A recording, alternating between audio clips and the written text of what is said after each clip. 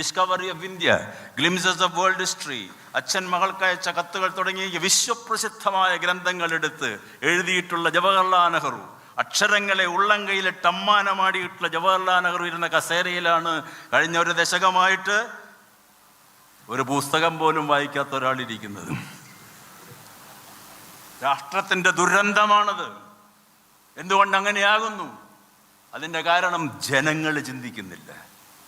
ജനങ്ങൾക്ക് ഉപരിപ്ലവ ചിന്തകളേ ഉള്ളൂ, ജനങ്ങൾക്ക് സങ്കുചിത ചിന്തകളേ ഉള്ളൂ, ജനങ്ങൾക്ക് അവനവൻ്റെ താല്പര്യത്തിനനുസരിച്ചുള്ള ചിന്തകളേ ഉള്ളൂ. സമൂഹത്തിനെ കുറിച്ച് വേവലാതിപ്പെടുന്നില്ല, രാഷ്ട്രത്തെക്കുറിച്ച് വേവലാതിപ്പെടുന്നില്ല, ലോകത്തിനെക്കുറിച്ച് വേവലാതിപ്പെടുന്നില്ല.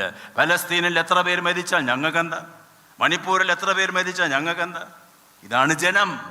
അങ്ങനെ മഹാത്മാഗാന്ധി പിറന്ന നാട്ടിൽ ജനത്തിൻ്റെ ചിന്ത എത്ര എത്ര എത്ര ശുഷ്കിച്ചതായിപ്പോയി.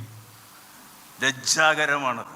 അവിടെയാണ് ഈ പണ്ഡിത വരേണ്യ ശ്രേഷ്ഠന്മാരുടെ സംഭാവനകളെ നമ്മൾ ഓർക്കേണ്ടത്. ചിന്തിപ്പിക്കുക ജനങ്ങളെ കൊണ്ട്. ഗാന്ധിജിയുടെ പ്രശസ്തമായ വചനമുണ്ട്, ഒരു രാജ്യത്തിൻ്റെ ജനത എന്തു ചിന്തിക്കുന്നുവോ അതിനനുസരിച്ചുള്ള നേതാവിനെ അവർക്ക് ലഭിക്കുമെന്ന് ഗാന്ധി എത്രയോ മുന്നേ പറഞ്ഞു വെച്ചതാണ്. ഇപ്പൊ കിട്ടിയല്ലോ ഒരു നേതാവിന് ഇന്ത്യക്ക്. ഗാന്ധിജിയുടെ വചനം സാർത്ഥകമായി കൊണ്ടിരിക്കുന്നു ഈ ലോകത്ത്. 27 കൊല്ലം സൂര്യനസ്തമിക്കാത്ത ബ്രിട്ടീഷ് സാമ്രാജ്യത്വത്തിൻ്റെ തടവറയിൽ കഴിഞ്ഞ്, അതിൽ 17 കൊല്ലം ഇരുട്ടറയിൽ കഴിഞ്ഞ് ഒരു മനുഷ്യൻ പുറത്തു വന്നപ്പോൾ ലോകം മുഴുവൻ ആദരിച്ചെണീറ്റു നിന്നു. ആ മനുഷ്യനെ സല്യൂട്ട് ചെയ്തു. നെൽസൺ, ഹലല, മണ്ടേല. ഇന്ന് അങ്ങനത്തെ നേതാക്കന്മാരുണ്ടോ?